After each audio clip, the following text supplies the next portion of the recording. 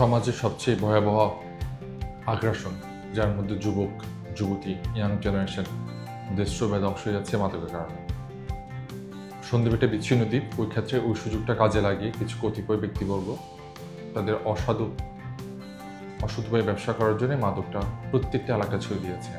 মাথা রাখবেন, যারা দায়িত্বশীল আছেন, আপনার ছেলে মেয়েও আছে, আপনি যদি আজকে মাদকের বিরুদ্ধে সোচ্চার না হন, মাদকের বিরুদ্ধে অ্যাকশনে না যান, আপনার পরিবার পরিজনে কিন্তু মাদকের এই ভয়াবহ ছোঁয়ালে কিন্তু এই ঘাস থেকে কিন্তু মুক্তি পাবে। মাদক থেকে রক্ষা পাওয়ার জন্য সমাজে যে বিষয়গুলো বেশি বেশি ফোকাস করতে পারে সেটা হচ্ছে যে যারা মাদক ব্যবসার সাথে ইনভলভ তাদেরকে আইন শৃঙ্খলা বাহিনীতে তুলে ধরে দিতে পারি।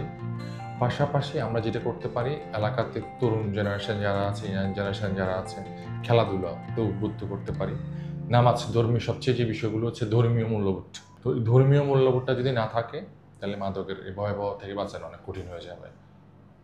মাদক থেকে নিজে বাঁচুন, পরিবার পরিজনকে বাঁচান, সমাজকে বাঁচান, দেশকে বাঁচান। আবারও বলছি, যারা দায়িত্বে আছেন কঠোর হস্তে দমন করুন, দেশকে বাঁচান, সমাজকে বাঁচান। ধন্যবাদ।